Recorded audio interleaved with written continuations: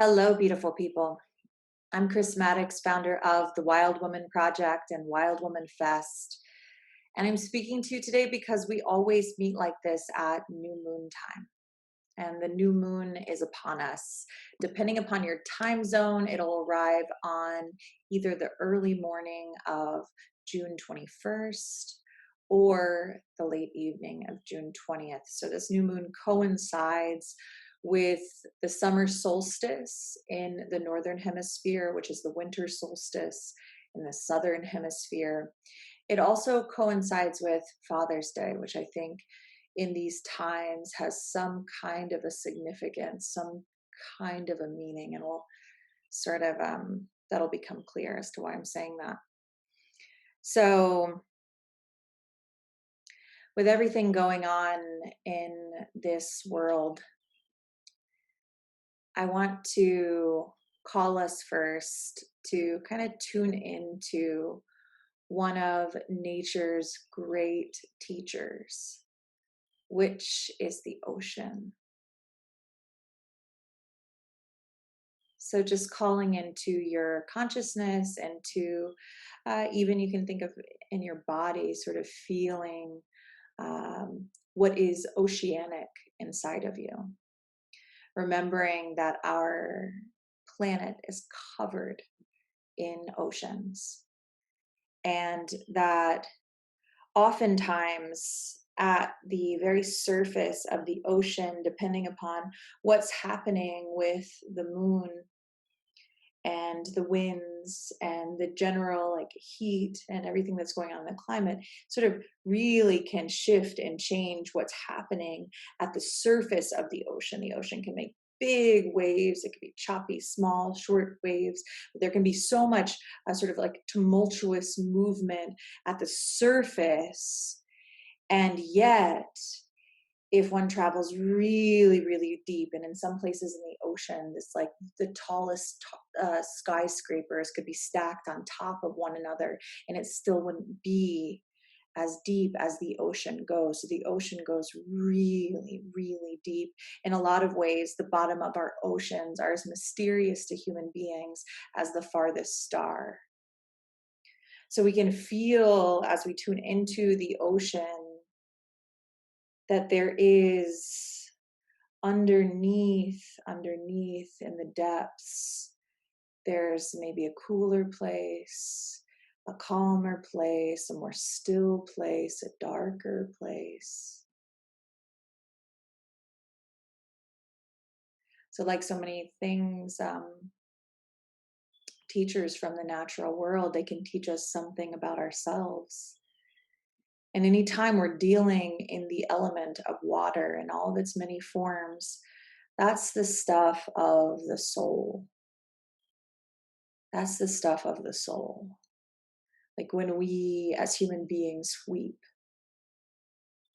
we weep when water, salt water, literally pours out of our eyes,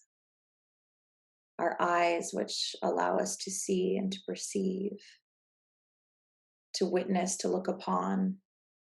When water falls out of our eyes, it tells us something about what our heart loves. And a lot of times when we're crying, it's because something is hurting that which we love, damaging that which we love.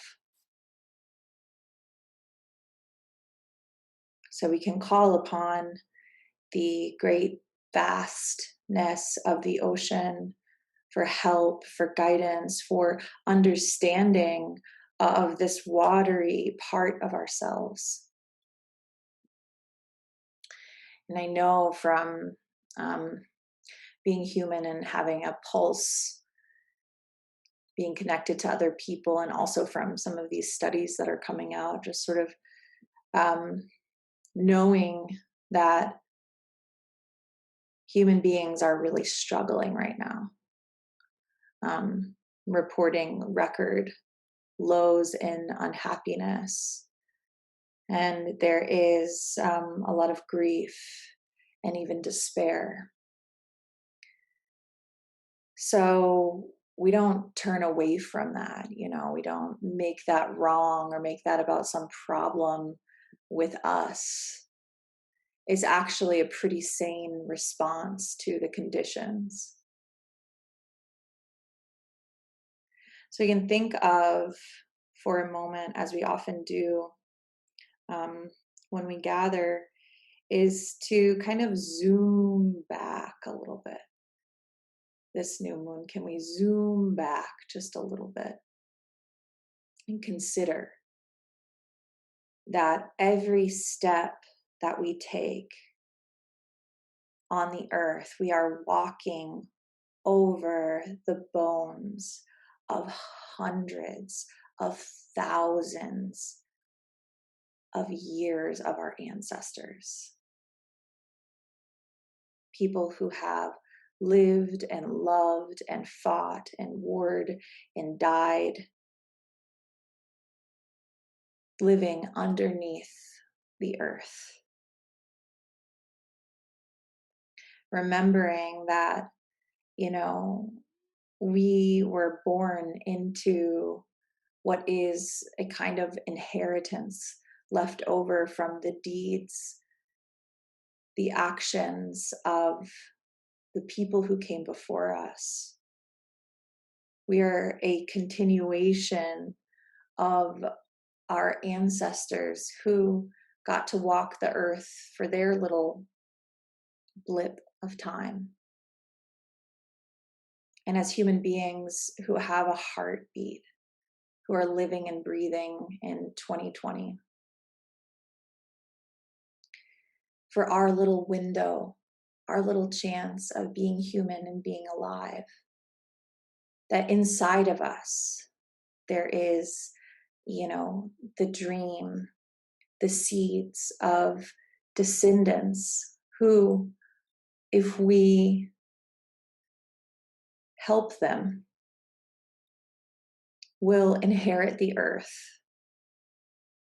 and maybe live on for another 100,000 years or more. To be human in 2020 is to realize and to wake up to the fact that our actions in our lifetime are going to have sort of like record amounts of effect on the descendants to come. And what I'm talking about when I'm saying that really has to do with this unprecedented issue of the climate. The scientists tell us this is our decade, the 20s. This is it.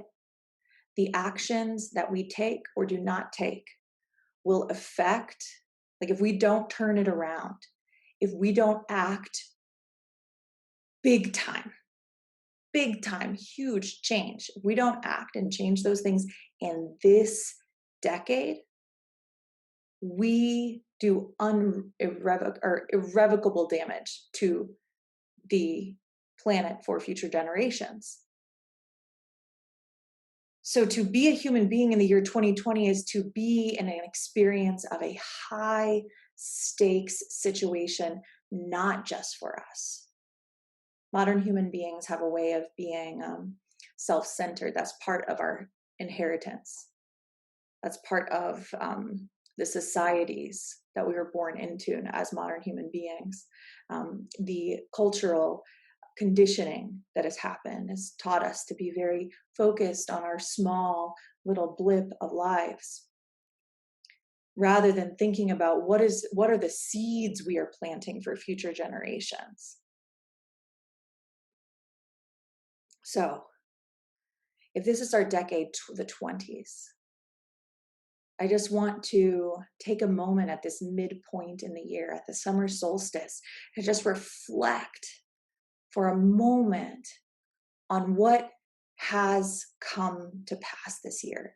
If life is always speaking to us, if nature is always speaking to us, what is being communicated? When 2020 rang in, Australia was on fire. Australia was on fire for 210 days. nature sending out an alarm bell. It's too hot.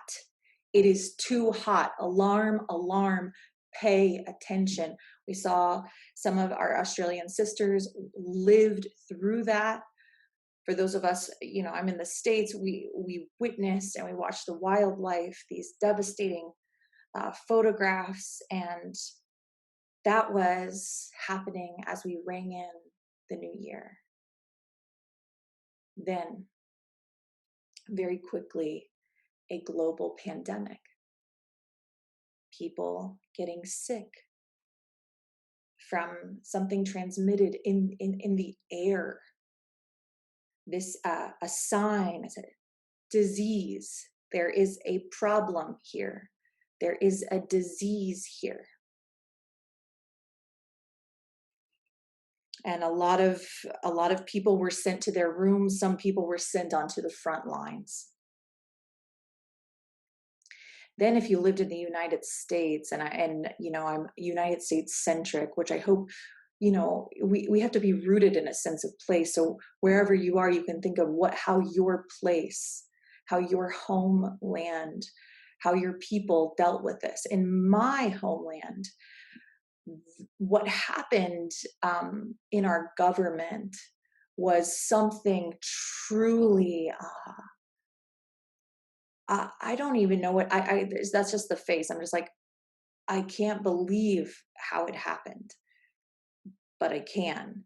When the United States government passed the CARES Act, which is supposed to be a stimulus act, what happened was those of us who are working people who pay our taxes, our tax dollars were sent to, like, in mass to large corporations who by and large skip out on paying taxes. So we funded them. They got richer. And the American people were left with scraps. And when that happened back in March, I had this thought deep in my bones: people are going to revolt. This has got some French Revolution vibes. Like people were put into conditions where they were unable to pay rent, are unable to pay rent, are unable to feed themselves. The food pantry lines go on for miles and blocks, depending upon where you are. And that's how our government chose to handle the material conditions of the American people's lives. And never think for a minute that the material is not spiritual. They are woven together. There is spirit to everything material, and there is material to everything that is spiritual in this life, on this earth. And then we saw that the pandemic was disproportionately affecting our precious Black citizens, made worse by the police brutality, the murdering of our precious Black citizens in the street over nothing. And when George Floyd, with his heart on the earth, screamed out for his mother, that echoed in every single mother. It's like it pierced our hearts. It pierced our hearts. And many people say that it was a call to the Great Mother. A call to the Great Mother, that suddenly, like, something about all of these conditions leading up to this moment in time where some kind of a spell is breaking. So for so many years at the Wild Women Project, we've been working on this idea of dismantling a patriarchal framework that lives inside of our consciousness and inside of the material conditions in which we live, which has been our material inheritance. You cannot deconstruct patriarchy without realizing that woven into patriarchy is a fundamental idea that there is some sort of thing that is a white, male, usually affluent supremacy. A belief that people in that club are somehow better. So it makes perfect sense to me that in this 2020, the very beginning of this most important decade, that the wake-up call on this planet would come from one of our precious Black citizens calling out to his mother, because we have not reconciled this thing.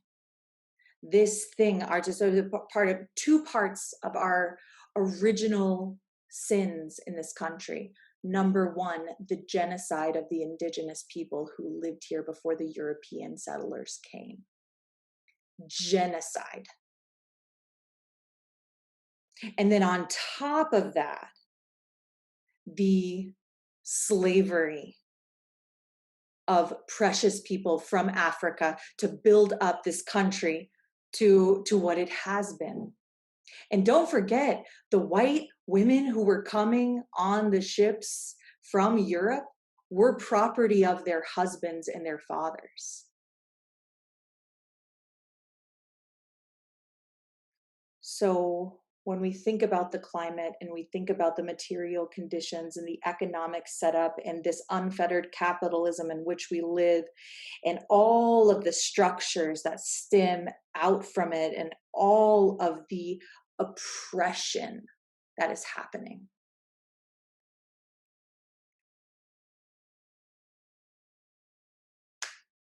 this is the spell that's breaking. And it's tumultuous because we have to face it. I keep seeing this vision. So many of you who have been to Wild Woman Fest know that each and every year, in some deep way, we connect with ancestral lineage and really try to reach back into time and to feel and to sense how we got here. And we did some particularly powerful work last year, led by Puja Prema, who has been one of our facilitators every year, who's working on a beautiful project called Rites of Passage. Please look her up.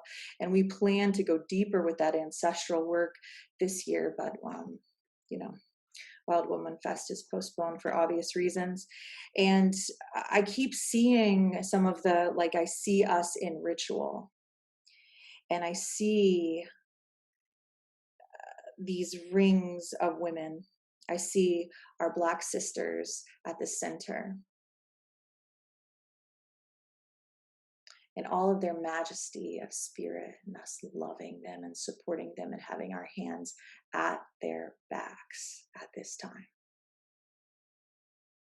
And then the next ring is all of the women of color, who, as we talk about white supremacy, this intersects deeply with their lived experiences. I see them second, and again, our hands at their back.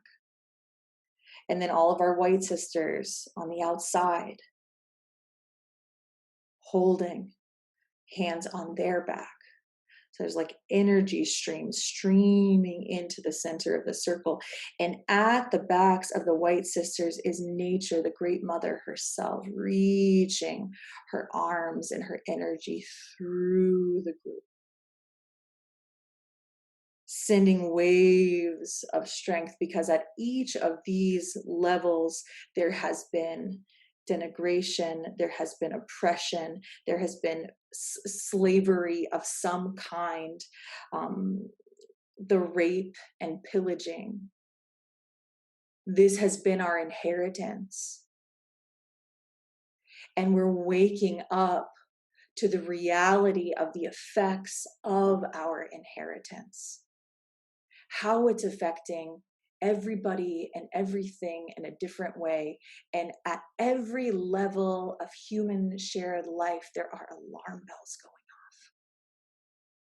There is a deep cry from the soul of the earth. We need a change, which is as spiritual as it is material. It is both at the same time.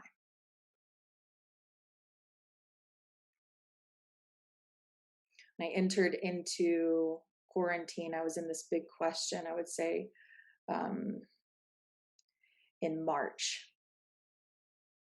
really deeply looking at what was going on politically and with the climate, and thinking about change and studying history and studying movements, and how have good people ever had power? People who stand for love of the earth and love of one another, have they ever had power? And looking at these times in history where good people have made strides, and they always had to be willing to risk on big levels, on fundamental levels. And I was asking myself in March, and I continue to ask myself, Chris, what are you willing to risk?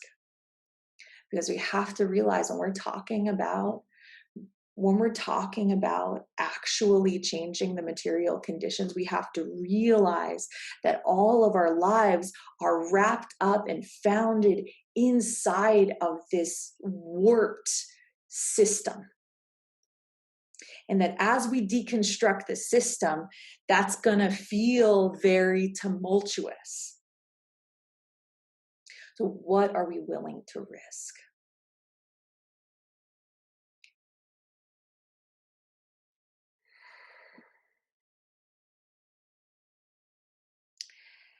So in this space of not knowing, we don't know. There's like these beautiful flickers of light and change and hope. And this is a long road. We will likely be in this for our lifetimes if you're alive right now. We will likely be in this process for our lifetimes. So I've been thinking about how do we continue to grow our capacity to hold this massive thing that is the time that we live in, to hold it and to heal it. What will it ask of us? What will it take? And I think it's a lot of different things, but at its deepest level, so we got to tap into that bottom of the ocean presence, that deep oceanic presence. We have to remember we're part of a very long timeline, and that we get to be here for this amount of time.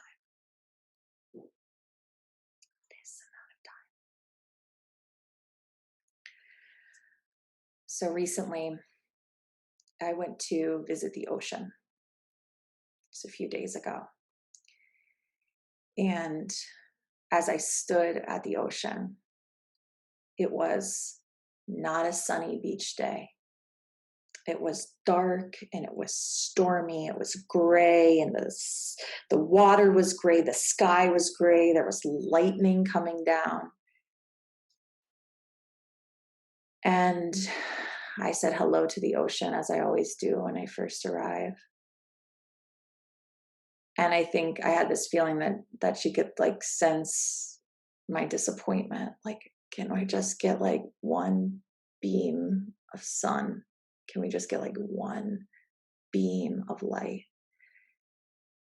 And this feeling swept over me, this very calm feeling. And the ocean said to me, you're learning how to live in these times. Essentially, it's okay. You can do it. And I watched the waves crash onto the shore, and feeling so overwhelmed, so grief stricken, so heavy. And I said, how do we do this? And right at that moment, my beloved tapped me on the shoulder. And he said, "Look." And he handed me a little sand dollar shaped like a heart. And the message I got right in that moment was, look for the love. Look for the little moments, the tender moments, the love. If you keep looking for the love, you'll keep finding it. And you'll stitch those moments together, and that will be how you get out and you get through. Live for the love.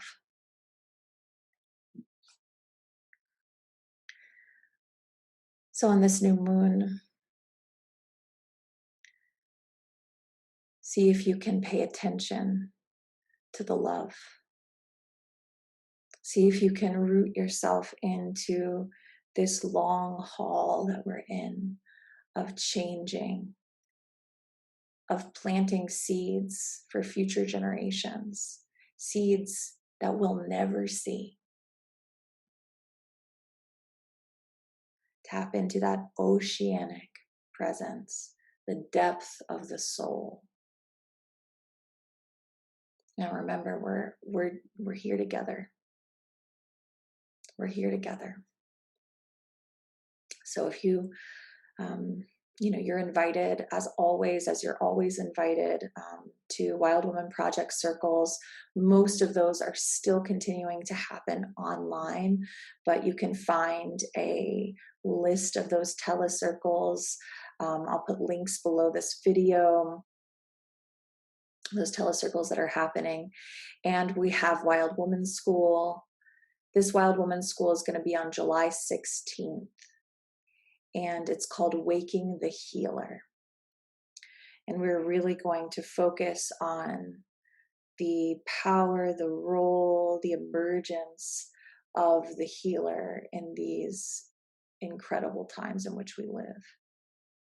So I hope you find your way to one or both of those things. We love you. We thank you. And new moon blessings to you wherever you are.